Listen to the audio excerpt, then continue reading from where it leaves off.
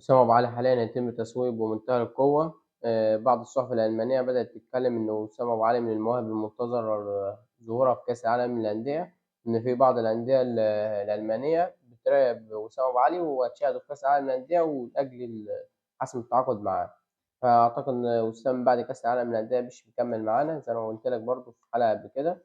أسامة أبو علي لاعب كواليتي عالي وشايفين إن هم اللي هو لاعب يليق بأوروبا، وإحنا عارفين طبعًا إمكانيات وسام أبو علي، فهو مش مكمّل معاك فيما بعد كأس العالم للأندية، وطبعًا النادي الأهلي مش هيبيعه كده وخلاص، ينتظر العرض المناسب لأسامة أبو علي. النادي الأهلي فاتح خط مفاوضات متقدم جدًا مع عمر فايق، ولأجل حسم انتقاله للنادي الأهلي، ولكن حصل حاجة يعني بالنسبة لعمر فايق حاجة كويسة، إن هو عدد الأجانب في الدوري التركي كان 14 لاعب أجنبي. فوق السن تمام. بعد كده الاتحاد التركي عايز يغيّر الحاجات دي عشان يدّوا فرصة للاعب أو يقللوا عدد الأجانب.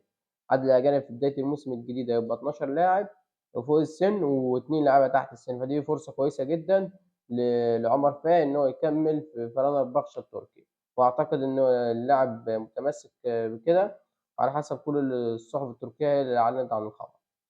فأعتقد إن عمر فايق بيبعد عن النادي الأهلي. المدير الفني لنادي أورلاندو بايرتس قال لك وصلنا أخبار إن أحد الأندية الكبار في أفريقيا مهتم بالتعاقد مع موبوكين لاعب أورلاندو بايرتس حاليًا، والمدير الفني المؤقت اللي ماسك حاليًا هو اللي كان بيقول كده تمام. فالنادي الأهلي هو اللي دخل في مفاوضات مع أورلاندو بايرتس وعايز يشتري اللاعب يتعاقد معاه. أورلاندو بايرتس قال لك اللاعب قيمته 2.000.000 والنادي الأهلي عايز يشتريه ب1.5 مليون دولار. أنا مش عارف الأهلي عايزينه في إيه.